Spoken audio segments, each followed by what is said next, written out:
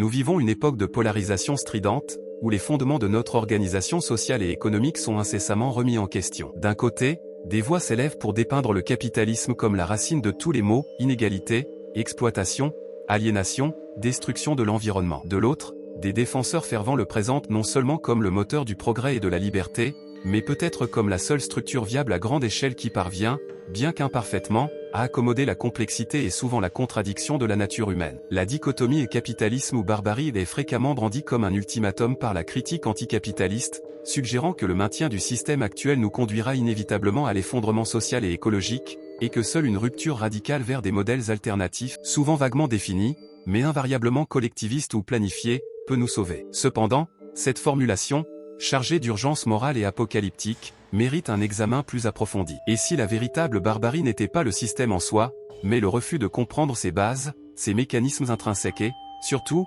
les coûts monumentaux fréquemment ignorés ou sous-estimés, des utopies proposées comme son salut, et si la guerre idéologique mentionnée dans le titre n'était pas seulement une confrontation d'idées, mais une campagne délibérée pour obscurcir certaines vérités sur l'interaction humaine, la création de richesses et les limites de l'ingénierie sociale, cette analyse propose une inversion du récit commun, examiner si le capitalisme, avec toutes ses failles indéniables et ses angles à limer, ne serait pas, en réalité, un reflet étonnamment résilient et peut-être le moins imparfait, de ce que nous sommes, tandis que les projets qui cherchent à le transcender radicalement courent le risque constant de se heurter au rocher de la réalité humaine et des principes économiques fondamentaux, générant des conséquences non intentionnelles qui peuvent être bien plus barbares que le système qu'ils prétendent remplacer. La question n'est pas de nier les problèmes, mais de diagnostiquer correctement leurs causes et d'évaluer de manière réaliste les alternatives, en considérant non seulement les avantages rêvés, mais aussi les coûts d'opportunité inhérents à tout choix fondamental sur la manière dont nous organisons la vie en société. Se pourrait-il que l'aversion pour certaines caractéristiques du capitalisme, la concurrence,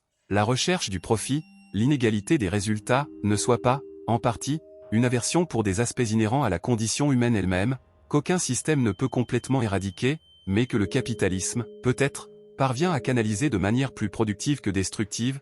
La plupart du temps, cette exploration ne cherche pas une apologie aveugle, mais une compréhension plus nuancée, défiant le lecteur de remettre en question les prémices qui sous-tendent les critiques les plus viscérales et de considérer la possibilité que l'alternative à la complexité imparfaite du marché ne soit pas l'harmonie planifiée, mais des formes de désordre et de coercition beaucoup plus sombres. La véritable guerre idéologique, peut-être, est celle menée contre la compréhension même des compromis inévitables de l'existence sociale et économique. Les racines du comportement capitaliste. Les racines du comportement que nous appelons aujourd'hui capitaliste précèdent de millénaires la formalisation du système par des penseurs comme Adam Smith. Les échanges volontaires, la spécialisation du travail, la recherche de l'efficacité et l'accumulation de ressources pour la sécurité future ou l'investissement ne sont pas des inventions du XVIIIe siècle, mais des adaptations comportementales observables dans diverses sociétés à travers l'histoire, et même chez les primates non humains. La nécessité de coopérer pour survivre, tout en étant en concurrence pour des ressources rares, semble être une constante anthropologique. Ce que le capitalisme moderne a fait, c'est créer un cadre institutionnel,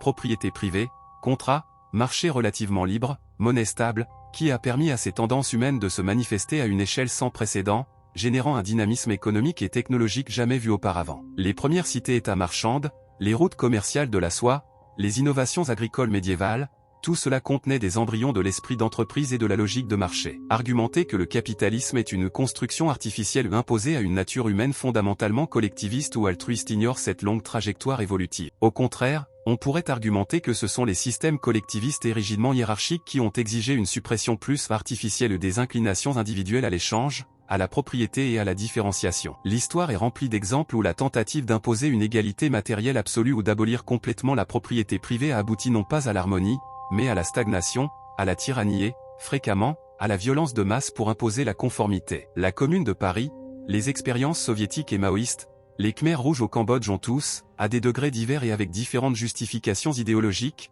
chercher à remodeler radicalement la société et l'économie, ignorant ou tentant de supprimer ce qui semble être des aspects persistants de la motivation humaine. Le coût humain de ces expériences a été catastrophique, non seulement en vie perdue, mais aussi dans la destruction du capital social et la perte de liberté individuelle. Cela ne signifie pas que le capitalisme est exempt de critiques ou qu'il ne peut pas générer des résultats brutaux, mais cela suggère que sa résilience peut provenir d'un alignement plus étroit, bien que tendu, avec certaines constantes du comportement humain. La barbarie potentielle, dans ce contexte, ne serait pas seulement l'échec du système capitaliste, mais aussi le résultat prévisible de tenter d'imposer de force un modèle qui entre en collision frontale avec les incitations et les informations dispersées dans la société. L'utopie qui ignore le coût d'opportunité, la valeur de la meilleure alternative sacrifiée, n'est pas seulement irréaliste, elle est dangereuse. Chaque ressource allouée par décret est une ressource qui n'a pas été allouée par l'interaction de millions d'agents cherchant à satisfaire leurs propres besoins et désirs à travers des échanges volontaires. La présomption qu'un planificateur central, aussi bien intentionné ou intelligent soit-il,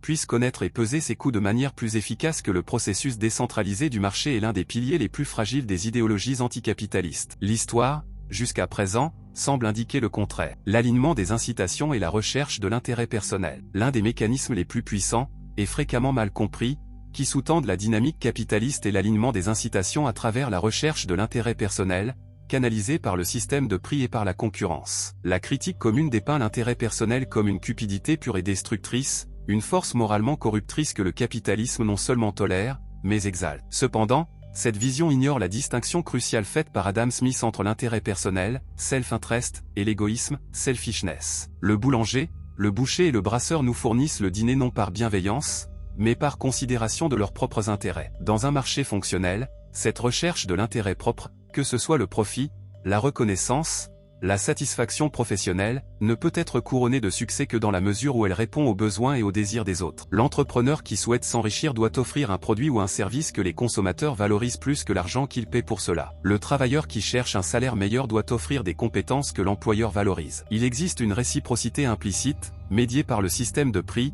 qui transforme la recherche individuelle en bénéfice social, bien que de manière imparfaite et souvent non intentionnelle. Tenter de remplacer ce mécanisme par des appels à l'altruisme pur ou par la coercition étatique rencontre des difficultés monumentales. L'altruisme est une ressource rare et généralement dirigée vers des cercles proches, familles, amis, communautés. S'attendre à ce qu'il opère de manière cohérente dans des sociétés complexes de millions d'étrangers est psychologiquement irréaliste. La coercition, en revanche, engendre du ressentiment, de l'inefficacité, car les gens travaillent juste assez pour éviter la punition, et ouvrent la porte à l'abus de pouvoir. Les systèmes qui ont tenté de supprimer l'intérêt personnel comme principal moteur économique ont invariablement dû recourir à des doses massives de propagande et de répression pour maintenir la production et l'ordre social, avec des résultats souvent désastreux en termes de bien-être et de liberté. La beauté paradoxale du marché, lorsqu'il est bien réglementé pour éviter les fraudes, les externalités négatives et les monopoles, et qu'il parvient à coordonner les actions de millions d'individus intéressés d'une manière qui génère de la richesse et de l'innovation à une échelle qu'aucun autre système n'a réussi à égaler. Cela ne revient pas à nier que la recherche effrénée du profit puisse conduire à des comportements contraires à l'éthique ou socialement préjudiciables. Les fraudes, la pollution, l'exploitation des failles réglementaires sont des problèmes réels qui exigent vigilance et intervention, idéalement, à travers des règles claires et applicables qui internalisent les coûts externes. Cependant, la solution n'est pas d'abolir le mécanisme de l'intérêt personnel, mais de s'assurer qu'il opère dans un cadre éthique et légal qui l'aligne le plus possible avec le bien-être général. La guerre idéologique ici se manifeste dans la tentative de dépeindre toute action motivée par l'intérêt personnel comme intrinsèquement mauvaise, ignorant sa fonction cruciale dans la coordination économique et dans la création de valeur. C'est un récit qui fait appel à notre intuition morale sur la vertu de l'altruisme, mais qui ne parvient pas à reconnaître les limites pratiques de cette vertu comme base pour une économie moderne et complexe. Démanteler le système d'incitation basé sur l'intérêt personnel sans un substitut viable et aussi puissant, c'est courir le risque de paralyser la machine même qui génère les ressources nécessaires pour soutenir la société, y compris les ressources pour la bienveillance et la redistribution elle-même. La question fondamentale n'est pas de savoir si l'intérêt personnel existe, mais comment le canaliser. Le rôle du système de prix. Un autre pilier fondamental du fonctionnement du capitalisme, et peut-être le plus abstrait et difficile à appréhender, est le rôle du système de prix comme mécanisme de transmission d'informations et de coordination décentralisée. Friedrich Hayek, dans son essai séminal L'utilisation de la connaissance dans la société, a argumenté que le problème économique central n'est pas simplement d'allouer des ressources données à des fins connues, mais comment garantir la meilleure utilisation des ressources pour des fins dont l'importance relative n'est connue que des individus. La connaissance pertinente pour la prise de décisions économiques, sur les préférences locales, les conditions de production spécifiques, les opportunités momentanées, est irrémédiablement dispersée entre des millions d'agents. Aucun planificateur central, aussi puissant que soit son ordinateur ou son intelligence, ne peut agréger et traiter cette vaste quantité de connaissances tacites et contextuelles en temps utile pour prendre des décisions efficaces. C'est là qu'intervient la magie, ou la logique implacable, du système de prix. Chaque prix dans un marché libre reflète, de manière condensée, les informations sur la rareté relative d'un bien ou d'un service et l'intensité du désir des consommateurs pour celui-ci. Une augmentation du prix du pétrole signale aux consommateurs d'économiser et aux producteurs de chercher de nouvelles sources ou alternatives. Une baisse du prix d'un composant électronique signale aux fabricants qu'ils peuvent l'utiliser plus abondamment dans leurs produits. Ces fluctuations de prix coordonnent les actions de millions de personnes qui ne se connaissent pas et n'ont pas besoin de connaître les détails des circonstances les unes des autres. Elles agissent sur la base du signal du prix, ajustant leur plan de production et de consommation d'une manière qui tend à équilibrer l'offre et la demande et à diriger les ressources vers leurs utilisations les plus valorisées. Les tentatives de remplacer ce mécanisme de découverte des prix par une planification centrale ou des prix administrés trébuchent invariablement sur le problème du calcul économique, identifié par Ludwig von Mises. Sans prix de marché authentique pour les biens de capital et intermédiaires, il est impossible pour les planificateurs de savoir s'ils utilisent les ressources de manière efficace. Comment décider s'il est préférable de construire un pont avec plus d'acier et moins de béton, ou vice-versa, sans connaître les coûts relatifs de ces intrants, qui à leur tour dépendent de leur rareté et des utilisations alternatives que d'autres dans la société ont pour eux. Le résultat historique de la planification centrale a été la mauvaise allocation chronique des ressources, la production de biens que personne ne veut, la pénurie de biens essentiels et une rigidité qui empêche l'adaptation rapide aux changements de conditions ou de préférences. Destruction créatrice et progrès économique. Joseph Schumpeter a introduit le concept de destruction créatrice pour décrire le processus incessant par lequel de nouvelles technologies, produits et modèles commerciaux émergent et déplacent les anciens dans le système capitaliste. C'est un moteur de dynamisme et de progrès, mais aussi une source d'instabilité et d'anxiété. Des industries entières peuvent devenir obsolètes, des emplois peuvent être éliminés, des communautés peuvent souffrir du déclin de leurs bases économiques traditionnelles. L'ascension de l'automobile a détruit l'industrie des carrosses, la photographie numérique a rendu obsolètes les films et les développements, le commerce électronique défie le commerce de détail physique. Ce processus est sans aucun doute douloureux pour ceux qui sont négativement affectés par lui. Il est compréhensible qu'il y ait un désir de freiner ou d'empêcher ces changements, de protéger le statu quo, de préserver les emplois et les modes de vie familiers. Cependant, Schumpeter a argumenté que cette turbulence est le prix inévitable du progrès économique et de l'amélioration du niveau de vie à long terme. Tenter d'empêcher la destruction créatrice, c'est aussi empêcher la création. Les systèmes qui privilégient la stabilité avant tout, qui protègent les industries existantes de la concurrence et de l'innovation, ont tendance à stagner. Ils peuvent offrir une sensation de sécurité à court terme, mais ils le font au coût d'une productivité moindre, d'une croissance moindre et d'une capacité moindre à s'adapter aux chocs externes ou aux nouvelles opportunités. L'Union soviétique, par exemple, était connue pour son incapacité à innover et pour maintenir en activité des usines et des technologies obsolètes pendant des décennies, ce qui entraînait des biens de mauvaise qualité et une pénurie chronique. La résistance à la destruction créatrice se masque souvent en défense des travailleurs ou des communautés, mais peut, dans la pratique, être une défense des intérêts établis, entreprises en place, syndicats dans des secteurs en déclin, qui cherchent à utiliser le pouvoir politique pour bloquer la concurrence et le changement. Cela ne veut pas dire que la société ne doit rien faire pour atténuer les coûts humains de la destruction créatrice. Les politiques de requalification professionnelle, l'assurance chômage robuste, les filets de sécurité sociale et le soutien aux régions affectées par les transitions économiques sont cruciaux pour aider les gens à traverser ces changements. L'objectif, cependant, doit être de faciliter l'adaptation, et non d'empêcher le changement en soi. La guerre idéologique ici se joue sur le récit du changement économique. Est-il vu comme une menace à combattre ou comme une opportunité à gérer? La rhétorique anticapitaliste se concentre souvent uniquement sur le côté destructeur, dépeignant l'innovation comme une force déshumanisante et chaotique, ignorant les avantages immenses qu'elle a apportés en termes de santé, de confort, de communication et d'accès à l'information. On propose, implicitement ou explicitement, un retour à une économie plus stable, plus prévisible, mais inévitablement moins dynamique et moins prospère. Il existe une tension inhérente entre la sécurité du connu et le potentiel de l'inconnu. Le capitalisme, à travers la destruction créatrice, penche fortement vers le second. Les alternatives qui promettent d'éliminer cette tension courent le risque d'éliminer également le moteur même du progrès matériel. L'analogie biologique de l'évolution par sélection naturelle est pertinente, l'adaptation exige que les formes moins aptes cèdent la place aux formes plus aptes, un processus qui peut être brutal au niveau individuel, mais qui est essentiel pour la survie et l'épanouissement de l'espèce, ou, dans le cas économique, de la société, à long terme. Tenter de figer l'économie dans un état particulier, c'est comme tenter d'empêcher l'évolution, une recette pour l'éventuelle insignifiance et le déclin. La barbarie, dans ce sens, pourrait être la stagnation auto-imposée par peur du changement. La propriété privée et ses critiques. L'institution de la propriété privée est peut-être l'élément le plus controversé et fondamental du capitalisme. Pour ses critiques, elle est la source ultime de l'inégalité, de l'exploitation et du pouvoir illégitime. Pour ses défenseurs, elle est la pierre angulaire de la liberté individuelle, de la responsabilité personnelle et de la prospérité économique. La capacité de posséder, d'utiliser, de contrôler et de disposer de biens, qu'il s'agisse de terres, d'outils, d'idées ou d'économie, est considéré comme essentiel pour que les individus puissent poursuivre leurs propres fins, faire des plans à long terme et se protéger de l'ingérence arbitraire des autres ou de l'État. Sans droit de propriété sûr et bien défini, le calcul économique devient impossible, comme l'a argumenté Mises, car il n'y a pas de base pour l'échange et, par conséquent, pour la formation des prix. L'investissement à long terme s'étiole, car personne ne risquera ses ressources s'il n'a pas la garantie de pouvoir récolter les fruits de son effort et de son ingéniosité. La tragédie des communs, la surexploitation des ressources qui n'appartiennent à personne en particulier, devient la norme. Historiquement, les sociétés qui ont établi et protégé les droits de propriété de manière plus efficace ont eu tendance à être plus prospères et plus libres que celles où la propriété était incertaine, collective ou soumise aux caprices des gouvernants. La sécurité que le fruit de votre travail vous appartient,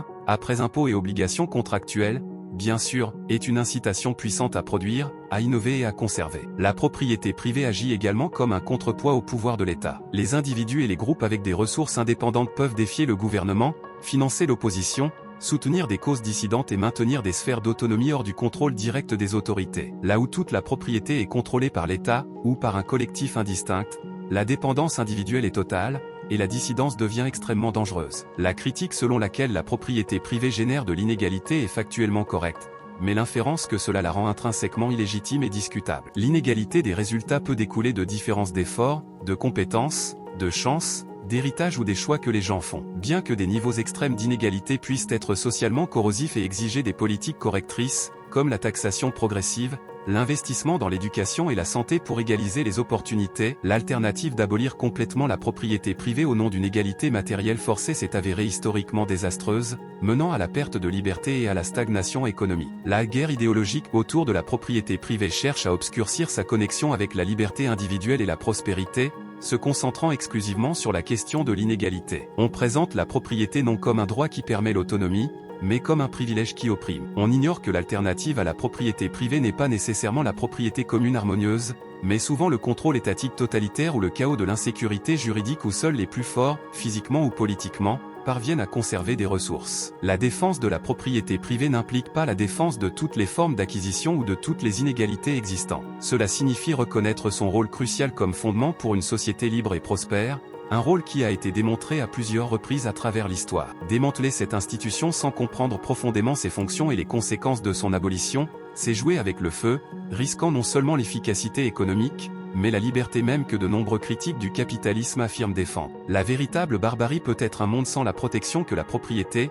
même imparfaite, offre contre l'arbitraire et la dépendance. La perception du capitalisme, naturel ou artificiel, comment, alors, le capitalisme, avec ses mécanismes sous-jacents, incitation via l'intérêt personnel, coordination via les prix, dynamisme via la destruction créatrice, et fondation via la propriété privée, parvient-il à se déguiser, aux yeux de beaucoup, en quelque chose de naturel ou inéluctable, tandis que pour d'autres, il apparaît comme une construction artificielle et oppressive. Une partie de la réponse réside dans l'efficacité même de ces mécanismes. Lorsque le système fonctionne relativement bien, il devient la toile de fond invisible de la vie quotidienne. Les gens vont au supermarché et trouvent des rayons pleins, utilisent des technologies qui étaient impensables il y a quelques décennies, échangent des biens et des services avec des étrangers de manière routinière, tout cela coordonné par des forces de marché qui opèrent en grande partie en dessous du niveau de la conscience explicite. Cette normalité même peut conduire à la complaisance ou à l'acceptation acritique. D'un autre côté, les échecs du système, crise financière, chômage, inégalités,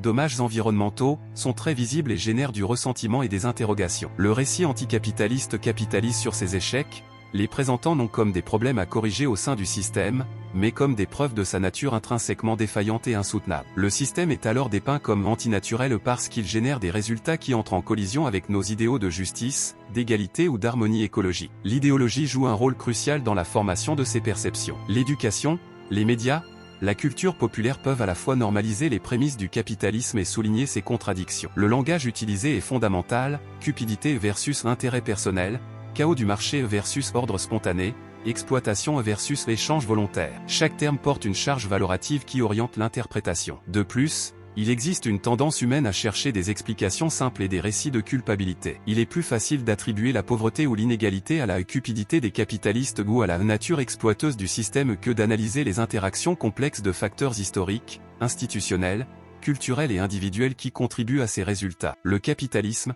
étant un système décentralisé et émerge, sans centre de commandement clair, devient une cible facile pour les projections et les critiques, tandis que les alternatives centralisées, avec leurs dirigeants et leurs plans explicites, peuvent sembler plus intentionnels et contrôlables, même si leur historique est problématique. L'inévitabilité est perçue par certains peut venir du manque d'alternatives concrètes et éprouvées supérieures qui ont résisté à l'épreuve du temps à grande échelle. Les expériences socialistes du XXe siècle ont échoué dans leur majorité, et les modèles alternatifs proposés aujourd'hui restent souvent au niveau de la théorie ou d'expériences localisées. Cela peut conduire à une résignation pragmatique avec le capitalisme, même parmi ceux qui sont critiques de ces aspects. La guerre idéologique, par conséquent, ne porte pas seulement sur des faits économiques, mais sur la construction de récits qui rendent le système acceptable ou répulsif, naturel ou artificiel, inévitable ou surmontable. Autonomie individuelle et collective sous le capitalisme. L'impact du capitalisme sur l'autonomie individuelle et collective est profondément ambigu et paradoxal, étant l'un des champs de bataille les plus fertiles de la guerre idéologique. D'un côté, en générant une richesse sans précédent et en élargissant énormément l'éventail de biens, de services et de styles de vie disponibles, le capitalisme a matériellement augmenté la capacité de choix et l'autonomie pour des milliards de personnes. La liberté de choisir sa profession, son lieu de travail, les produits que l'on consomme, ou vivre, avec qui s'associer, bien qu'elle ne soit pas absolue et soit conditionnée par les ressources et les circonstances, a atteint des niveaux historiquement inédits dans les sociétés capitalistes les plus développées. La propriété privée, comme discuté, fournit une base matérielle pour cette autonomie, permettant aux individus et aux groupes de poursuivre leurs propres projets sans dépendre entièrement de l'État ou de liens communautaires restrictifs. La dynamique même de la destruction créatrice, bien que perturbatrice, ouvre également constamment de nouvelles possibilités et niches pour l'expression individuelle et l'entrepreneuriat. La concurrence force les entreprises à répondre aux désirs des consommateurs, conférant à ces derniers un pouvoir considérable, le vote du consommateur. En ce sens, le capitalisme peut être vu comme une force libératrice, brisant les hiérarchies traditionnelles et élargissant la portée de l'agence individuelle. D'un autre côté,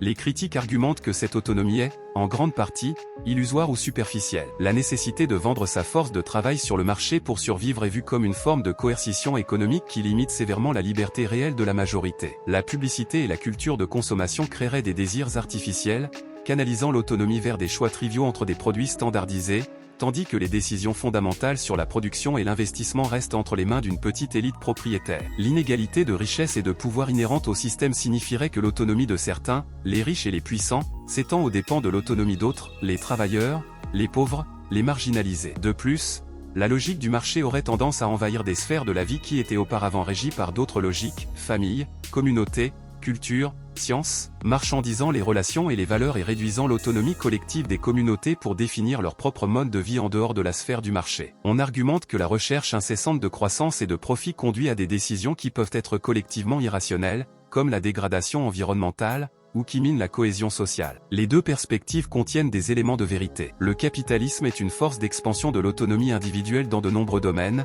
mais il crée également de nouvelles formes de dépendance et de contraintes, et peut générer des résultats collectivement indésirables. La question cruciale n'est pas de savoir si le capitalisme affecte l'autonomie, il le fait évidemment, mais comment il le fait par rapport aux alternatives viables. Les systèmes pré-capitalistes offraient beaucoup moins d'autonomie individuelle, pris au piège de hiérarchies rigides de naissance et de tradition. Les systèmes socialistes du XXe siècle, en abolissant la propriété privée et le marché, ont concentré un pouvoir immense entre les mains de l'État, entraînant une perte drastique d'autonomie individuelle et collective, sauf pour l'élite du parti. Les alternatives utopiques qui promettent une autonomie totale sans les restrictions du marché ou de l'État ne spécifient généralement pas comment la coordination sociale et la production seraient atteintes sans une forme de coercition ou de chaos. Par conséquent, l'évaluation de l'impact du capitalisme sur l'autonomie requiert une analyse comparative et une reconnaissance des compromis. La guerre idéologique tend à simplifier cette complexité, avec un côté mettant l'accent uniquement sur la liberté du consommateur et de l'entrepreneur, et l'autre se concentrant uniquement sur l'aliénation du travailleur et l'impuissance du citoyen. Une vision plus équilibrée reconnaîtrait que l'autonomie sous le capitalisme est réelle,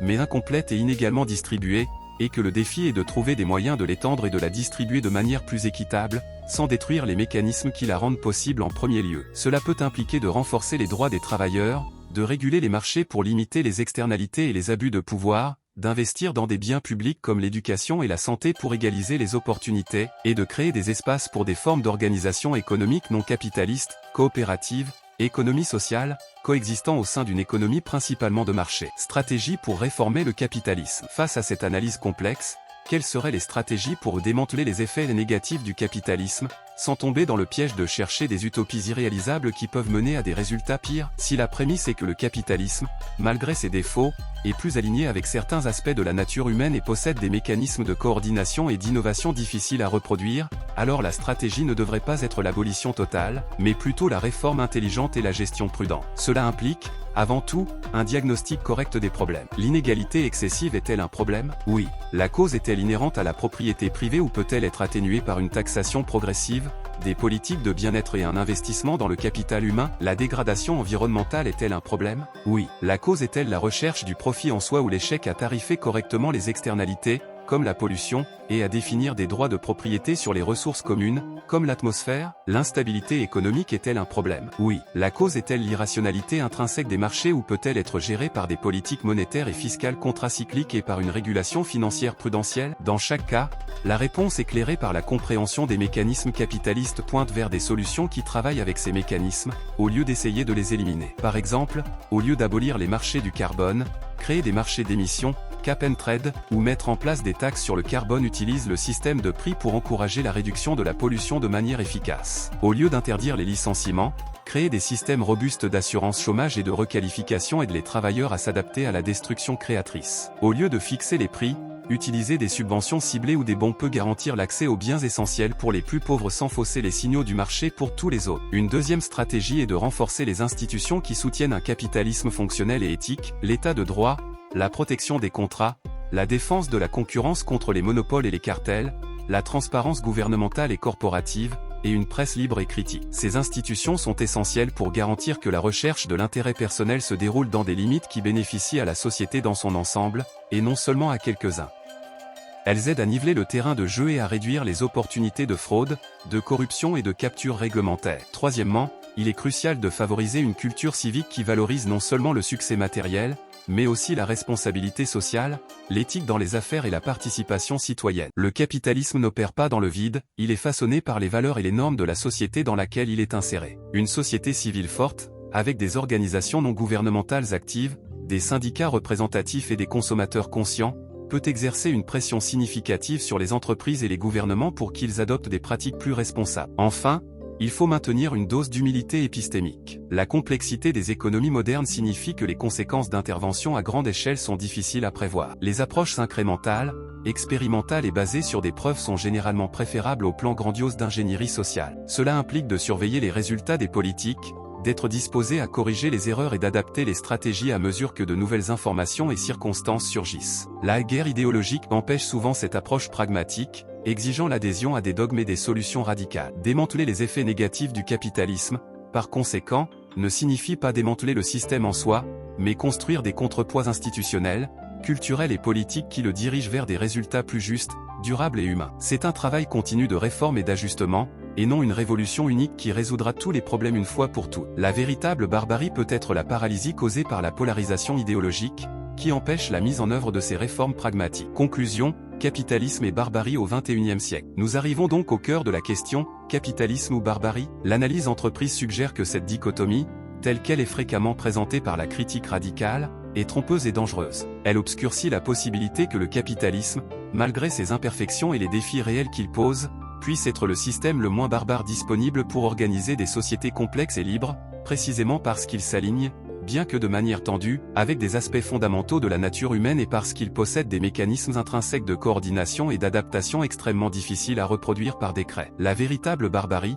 peut-être, ne réside pas dans les échecs du marché, mais dans les conséquences, largement démontrées tout au long du XXe siècle, des tentatives de supprimer de force ces mécanismes au nom d'utopies qui ignorent les coûts d'opportunité, le problème de la connaissance dispersée et la persistance de l'intérêt personnel. La guerre idéologique que la gauche ne veut pas que vous compreniez peut être interprétée non comme une conspiration délibérée, mais comme un biais persistant qui tend à romantiser les alternatives collectivistes, à sous-estimer la complexité de la coordination économique spontanée et à attribuer au système capitaliste des maux qui peuvent avoir des racines plus profondes dans la condition humaine ou dans des échecs institutionnels spécifiques, au lieu d'être inhérents au système lui-même. Cette perspective n'absout pas le capitalisme de ses problèmes. L'inégalité, l'instabilité, les externalités environnementales, l'aliénation et la potentielle corrosion des valeurs non marchandes sont des défis réels qui exigent une attention et une action continue. Cependant, la compréhension des mécanismes sous-jacents, incitation, prix, destruction créatrice, Propriété suggère que les solutions les plus efficaces résident probablement dans la réforme intelligente et la régulation prudente,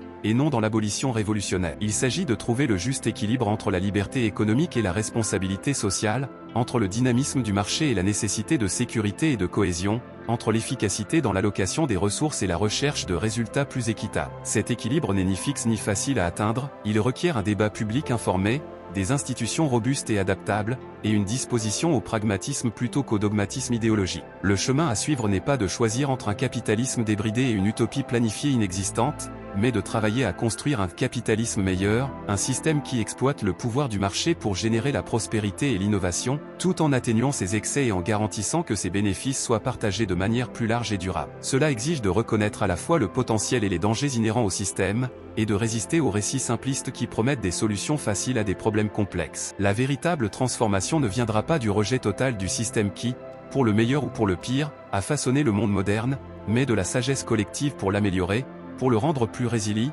plus juste et plus humain. L'alternative à cet effort continu de réforme et d'adaptation pourrait ne pas être l'utopie promise, mais des formes de désordre économique, de stagnation sociale ou de coercition politique qui pourraient, en effet, être considérées comme barbares. Le choix, par conséquent, pourrait ne pas être entre le capitalisme et la barbarie, mais entre un capitalisme géré avec prudence et intelligence, et les conséquences potentiellement barbares de tenter de le remplacer par des chimères idéologiques. La guerre idéologique la plus importante à gagner est celle contre l'ignorance des compromis et en faveur d'une compréhension réaliste de la nature humaine et de la complexité sociale.